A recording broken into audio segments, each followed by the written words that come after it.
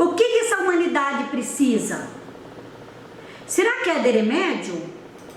Será que do que é? Será que não é de uma acolhida, de autoconhecimento, de estar junto, de entender e compreender o que está acontecendo dentro de cada um de nós? Observar nossas emoções, as nossas sensações, os nossos pensamentos e os nossos sentimentos. É por aí o caminho. Então eu quero cumprimentar a Terezinha, Thomas, que nós vem acompanhando. Estou muito feliz com a sua presença, muito obrigada, nos acompanha nessa live. E quero dizer para vocês que estão aqui, continuem me acompanhando até o final, que tem muito conteúdo maravilhoso, porque esse conteúdo é recheado de conhecimentos e de técnicas que nós podemos ativar e nós auto-observar e cuidar da nossa saúde mental e da nossa saúde psíquica e também da nossa saúde física. Então vamos falar da psicose, que é um outro estado de uma desordem psicótica, né? Que já é um estado mais avançado e profundo dos caminhos da desestrutura emocional.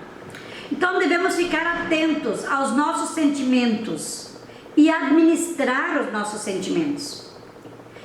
Então entende-se que a psicose, ela é um estado mental que prejudica os nossos pensamentos, atrofia a nossa memória, nosso cérebro, ela prejudica os nossos pensamentos, a nossa percepção de assimilar as coisas, de compreender as coisas. E ela às vezes fecha a memória, que ela começa a girar no mesmo lugar e atrofia e não sai dali. E essa psicose, ela também prejudica o nosso modo de opinar e de julgar as coisas, se tornando um transtorno sério para cada um de quem sente essa psicose. E ela já é um estado bem mais avançado do que a neurose, né? Que já é uma doença mais profunda. E nesse estado a pessoa, ela surta com facilidade. Ela perde o senso de percepção da realidade, como se ela sai fora de si, totalmente fora de si, ela surta. E ela chega a delirar, alucinar, começa a ver imagens, sensações, figuras e emoções totalmente fora do senso comum. Chega à loucura, paranoias. Então é um distúrbio mental em que a pessoa que sofre desse mal, ela fica muito desconfiada e ela pensa e suspeita que as outras pessoas tendem a fazer mal para ela. Então ela suspeita de forma equivocada e de uma forma bem obsessiva que alguém está tentando prejudicar ela. E ela cria essas paranoias e ela se prende nessas paranoias e não sai mais daí. Fica reverberando essa situação que, para a pessoa que está do lado, sabe que não é real, mas ela insiste que é real. Então esses distúrbios vêm acompanhados de sentimentos de quem não gosta, de como se que a outra pessoa não gosta dela e que a outra pessoa está sempre criticando ela, diminuindo ela, falando mal, quando na verdade não é. Mas ela tem isso dentro da mente dela, né? Então ela é uma psicose já bastante grave e bem difícil de lidar. E esses delírios, eles duram um período curto, não tão longo assim, mais ou menos 30 dias, né? E pode ocorrer também em pessoas, olha só, esses surtos, essas alucinações, essas sensações de que as outras pessoas estão falando mal, criticando, que não gostam da gente, também pode ocorrer em pessoas saudáveis, em pessoas normais. E elas podem também ocorrer em uma adaptação a um momento ruim, ou algum momento traumático, ou em algum acontecimento que a pessoa está passando, né? Por exemplo, uma perca, por exemplo, de mãe para o filho, a mãe a mãe entra nesse estado de psicose pela perca do filho, porque passou por um trauma muito grande, e ela demora às vezes 30, 40 dias até sair dessa situação psicótica, né? Por causa desse trauma.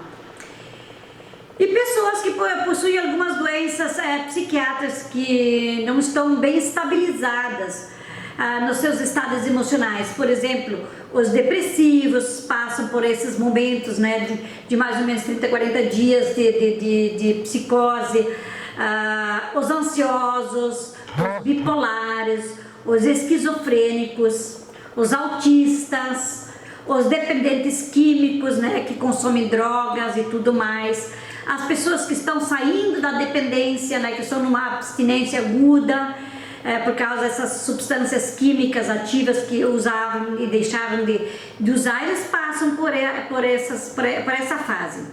Então, o caminho da psicose é um declínio, né, psicológico, que vai se aprofundando cada vez mais se a gente não fica esperto e se não cuidar das pessoas queridas que estão vivenciando esse sofrimento, essa doença. E também a pessoa que está convivendo com as pessoas que estão vivenciando essa psicose. Então a jornada ela pode ser bastante árdua realmente. Por quê? Porque a neurose ela vai para a psicose e por fim vai para a esquizofrenia, né? Vai descendo a escadinha de estados emocionais. E cada vez para pior se a gente não cuida, não trata, não acompanha e não busca autoconhecimento e não leva a pessoa para um tratamento psiquiátrico e principalmente terapia e reprogramação da mente inconsciente. Então realmente pode ser um caminho assim, um pouco difícil e às vezes um caminho difícil da pessoa voltar ao normal, uma vez que a pessoa desencadeou a psicose, né? Então dá um trabalho mais profundo e mais demorado para a pessoa voltar ao normal de novo.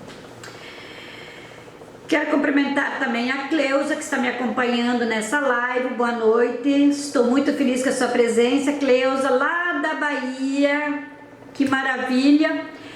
A Ilse, boa noite, seja bem-vinda a essa live, sintam-se bem acolhidos, estou muito feliz com a presença de vocês. Compartilhe, também deixe seu comentário aqui embaixo, que no final da live eu estarei respondendo as questões que vocês deixam nessa live aí nos comentários, ok? Então assim, o terceiro estado, o estado de esquizofrenia. Então esquizofrenia é uma doença grave e crônica. E segundo os estudos dizem que é sem cura, que pode ou não ter sintomas psicóticos como as alucinações, os delírios, as paranoias. Pode ter como não pode ter, mas a pessoa pode estar definhando num estado de esquizofrenia. Mas dizer para vocês que muitas vezes pela medicina, eu já atendi várias pessoas que foram tarjadas, que às vezes a gente pode fazer quem sabe uma avaliação não tão profunda e tarjar as pessoas como esquizofrênicas, e isso é um perigo muito grande, porque eu já atendi 3 pessoas que pela medicina foram tarjadas como esquizofrênicas, e através das terapias, lógico, terapias mais intensivas e mais prolongadas, todas as 3 que eu atendi que foram tarjadas, né, como esquizofrênicas, conseguiram superar. Hoje estão levando uma vida normal, não estão mais nem precisando de terapia, estão muito felizes, conduzindo sua vida, conquistando o que eles desejam conquistar, né? Porque eles buscaram esse autoconhecimento, lógico, com um processo mais prolongado, de 2 anos, 2 anos e meio de reprogramação mental, para fazer com que a memória voltasse de novo ao normal e a um estado normal de funcionamento de novo, né? É lógico que essas pessoas, elas ainda passam por estados neuróticos, mas não mais esquizofrênicos, assim como eram vistos antes, né? E dizer para vocês que a neurose, todos nós somos neuróticos, né? Nós passamos por ódio, raiva, rancor, mágoa, ressentimento, às vezes desejo de vingança, tudo mais. E nós temos esses altos e baixos, como nós temos o lado positivo também, de amor, de carinho, de afeto, de atenção, de ternura e tudo mais, né? Então, a pessoa com um quadro mais avançado de doenças mentais, como esquizofrenia, ela entra facilmente em um cenário cheio de sintomas negativos. Ela começa a se isolar, ela entra no isolamento social, a falta de energia, falta de vontade, param de falar, eles se fecham, eles param de se movimentar, eles se encolhem no cantinho, preferem não se mexer mais muito. E às vezes eles até param de comer, não conseguem mais digerir os alimentos. Então esses fatores que eu falei podem vir de estados psicológicos bem alterados. E elas podem vir também da onde? Dos meios em que a pessoa vive, dos estados emocionais, dos estados psicológicos alterados, dos meios em que a pessoa vive, né? E ainda biológicos, que é próprio de nascença, né, da natureza. Então são essas três fontes que podem vir esses fatores de esquizofrenia, né? E a esquizofrenia pode apresentar o sentimento de medo, de se sentir acuado, né, perseguido. E por isso que a pessoa se isola, ela tem medo, então ela se isola, ela se afasta dessas situações de uma forma inconsciente de se proteger, né, de se cuidar. E a pessoa que convive com alguém com esse problema, a melhor coisa a fazer, e o que eu sugiro e que os terapeutas sugerem, né, é acolher a pessoa. Ela precisa de afeto, ela precisa de carinho, ela precisa de alguém de estar junto, de compreendê-la, de entendê-la. Jamais e em hipótese alguma contrariá-la. Não devemos contrariar essa pessoa, né? Então mostrar, né, a pessoa